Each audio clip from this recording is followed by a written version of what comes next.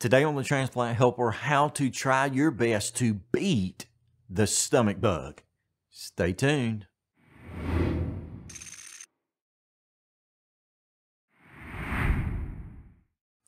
Hey folks, welcome to the Transplant Helper again today. My name is Jim Merle. Now if you're like I am, you oftentimes get sick with things that you would not think that much about. However, being that you are immunosuppressed, it becomes a really big deal. It is very easy to catch the common colds, the flus, the bugs, the viruses, whatever that's floating around in the air when you're immunosuppressed.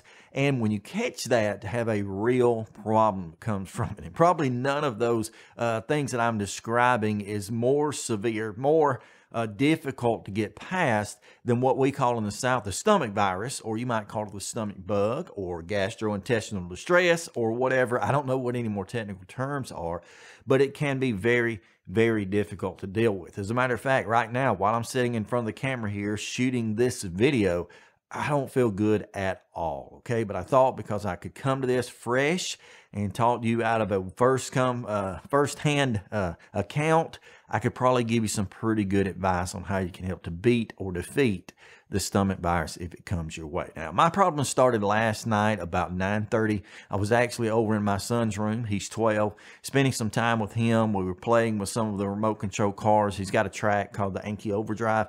Amazing thing. If you've not seen one of those, Google it, go online, whatever. Check those out. They're really awesome. He got it last Christmas or something, and we still have a ball with it. But we're laying there. I'm up on his bed. He's over in the floor there. We've got our cell phones out and driving around, via Bluetooth, having a great time.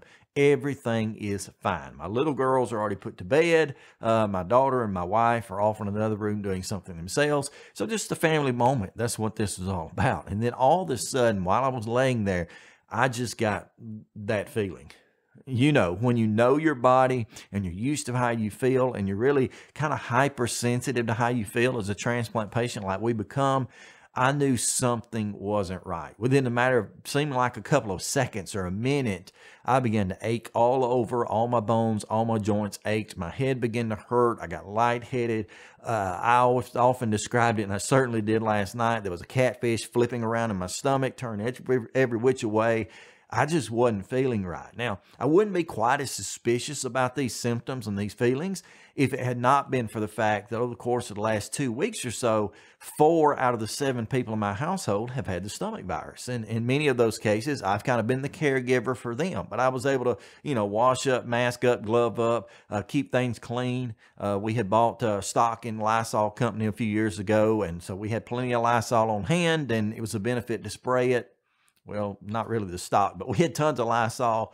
I mean, just soaking the whole house down. I remember there was a time, probably a bad idea. I just got through dealing with some of the issues that come with the stomach virus in my daughter, and I just took the Lysol can and sprayed my hands. I mean, I had already washed them, but it just didn't feel right. So that's kind of what we've been dealing with over the course of the last 2 weeks. And I had managed at that point to dodge all symptoms. I had not been affected by that. Most times than not, now that I'm about 5 years post, I can be actually more cautious or I am more cautious sometimes than my friends and family, so I might actually stay away from some things that make them sick. And that's kind of strange, but even being immune suppressed, you can do that if you're careful. But anyway, last night around 9:30, it's hitting me like a ton of bricks. I know something's not right. So immediately I get up, I tell my son, look, I'm not feeling good. I've got to go to the bathroom. I've got to go do this or that. And I started the process of trying to keep from this really coming on and being full blown. Now, the reason this can be so bad for us as transplant patients, particularly this stomach bug, is because a lot of times you get dehydrated very quickly. With everything coming out both ends, I know that's gross, but that's the way it is. You can get dehydrated very quickly. And especially if you're a heart transplant patient or a lung transplant patient, a lot of times even then you're living on a razor's edge between hydration and dehydration. And so you're having to really watch that closely, and it can change a lot very quickly. But I was afraid of getting dehydrated. Now, typically during the day, I drink a certain amount of water. Say most days, I'm going to drink at least maybe a liter of water, a half gallon of water. That's kind of the minimum. And I don't usually drink other things. I don't drink teas and sodas and that sort of thing. I don't drink that. I drink just water. And sometimes the occasional water with a little salt in it, just a sprinkle of sea salt or something just to keep the electrolytes up. But that's what I drink anyway. Well, when this all started last night, of course, I go into panic mode because one, 9:30ish is about the time I take my medications. And two, I realized I haven't done as well drinking yesterday as I should. So I rush into the kitchen immediately. I start grabbing my cup of water and filling it up again and again. And I went into my technique to prevent or to stop dehydration.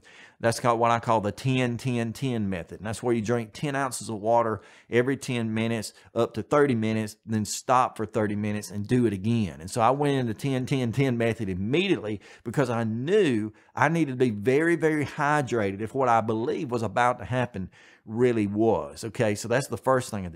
Now, second, not only should you be very cautious to kind of get the hydration up, get prepared for the worst, you should go ahead probably in most cases and take your medication. That is, if it's pretty much relatively time for your medication. Now, I'm not telling you to take your medication an hour, 2, 3 hours early. You should never do that.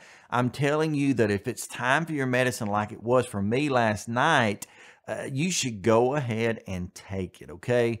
I realized that my first thoughts about that was basically, hey, why take my medication? I'm just going to throw it up, then I won't know what's on board, and then I'll be in a mess. But when I rethought that, and I've been thinking about this as the course has gone over the past 2 weeks, my family being sick, I thought to myself, you know what, maybe the better plan of attack and option would be to go ahead, take that medication, and then just fight for my life to keep it down for a period of time so it can begin to absorb and break down and do what it's got to do, so that at least in my case, I'll have that 12-hour window there where I can be sick before I need to take it again. So I went ahead and as I drank that 10-10-10, 30 ounces of water really quick, I went ahead and grabbed my medication. Now I took kind of a minimal dose. I took the actual anti-rejection drugs, just the things that really mattered, not a lot of supplements or anything then. But I took what really mattered, went ahead and swallowed it, and then I proceeded to do something that's probably out of the ordinary for someone who felt as bad as I did that quickly, and that is I did not go lay down. I did not go lay down in bed. It was bedtime. I could have easily done that, but I went ahead and pretty much just kind of stood around and paced the floor, hoping, I don't know if it really would or not, but hoping that not only the next batch of water I was going to drink was going to keep flushing the medicine down, but in addition to that, hoping that somehow gravity would help that medication go ahead and go down. I didn't need to lay on my back and have it to get stuck somewhere and not get down as low as it needed to. I had to get it low enough so maybe I could not vomit it back up. So again, this is all, heads up, do it ahead of time, that sort of thing. And it's what I knew was important. So stay hydrated, possibly take your medication. That's important.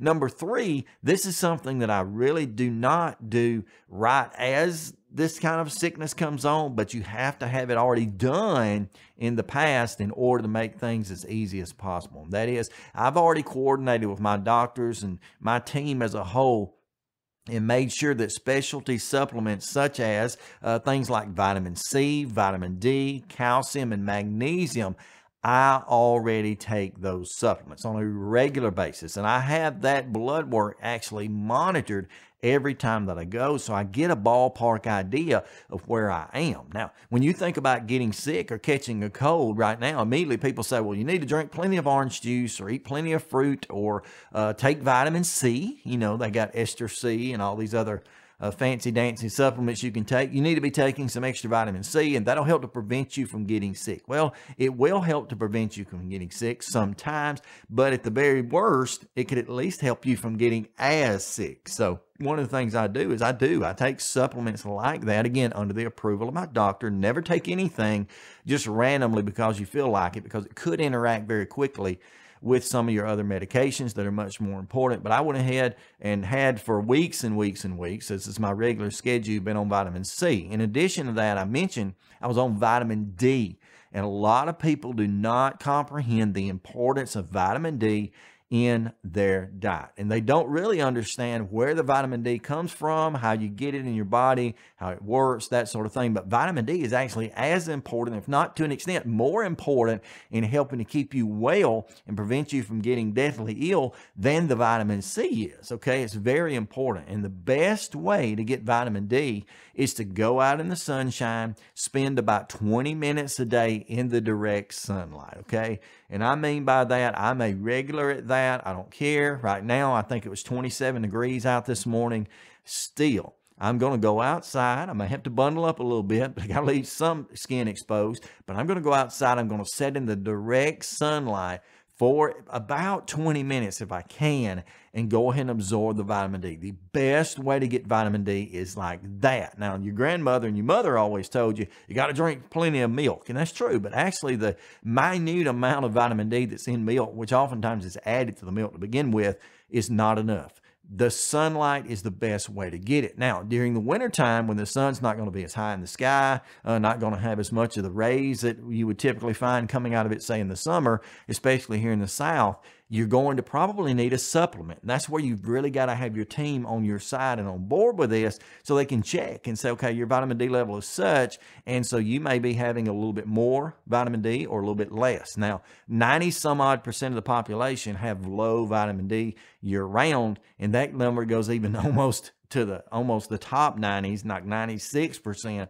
Have low vitamin D in the wintertime because they're not getting out in the sun as much. And so you may need the vitamin D supplement. So I take that. I think it's 4,000 milligrams of vitamin D every single day just as a supplement that goes along with that. So the vitamin C and the vitamin D work together. And then you have to take some calcium, because it's actually the calcium that helps to activate and help the vitamin D to stick, and vice versa.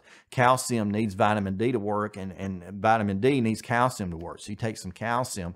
I happen to be pretty low on magnesium, and magnesium can play a role in a lot of different body functions and things, but even in your immune system. So I take magnesium, again, under the guidance of my doctors, and I take these things every single day. So I'm kind of prepared so that even though I'm immunosuppressed, I have the potential to get sick like all of us would or do, I've got a little buffer there in that I've got the right nutrients, vitamins, minerals going into my body, whether it be through supplement or naturally, to where I can fight things off. Okay, so that was kind of heading this off at the pass, that I had plenty of this on me. So here's really what happened after that point. I knew that I had was getting hydrated. I started working on fixing that, headed off.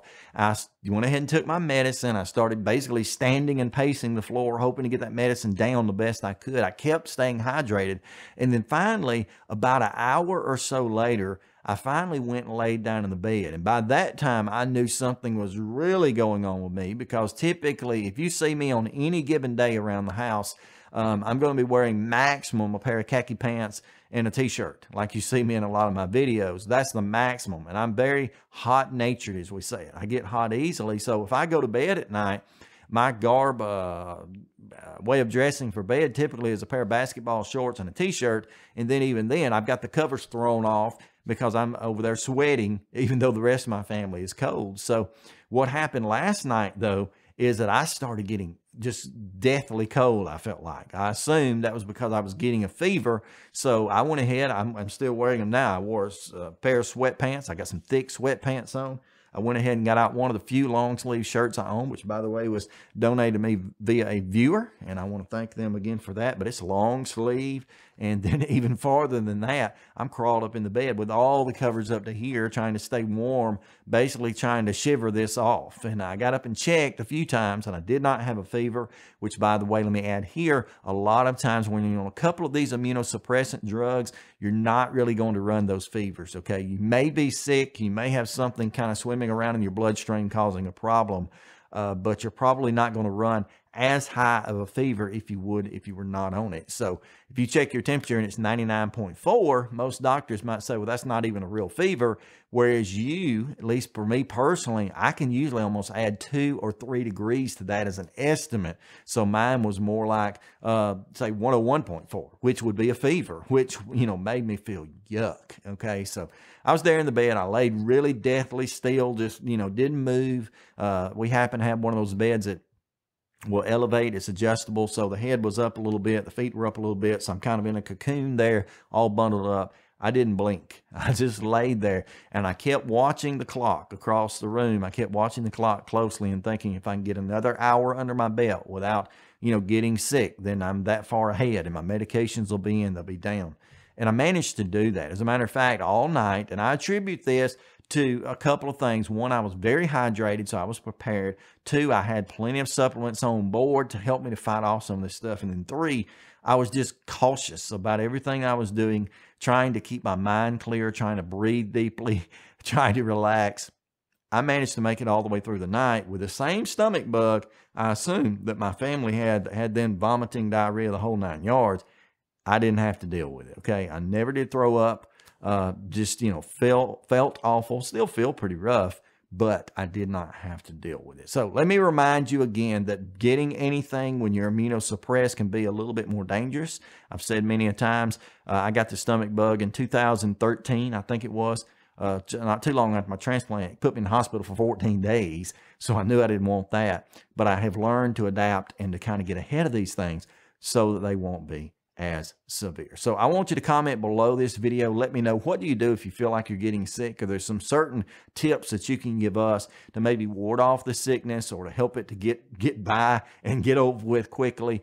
Just comment below the video and let me know about that. And again, keep me in your prayers because I'm maybe not over the hump yet. This has been lasting about 48 hours and I'm about 12 hours in right now. So we'll see. But right now I'm doing okay, other than I'm fixing to go crawl back in the bed and get some more rest. I appreciate all of you. And until next time I see you again, please stay stronger, friends.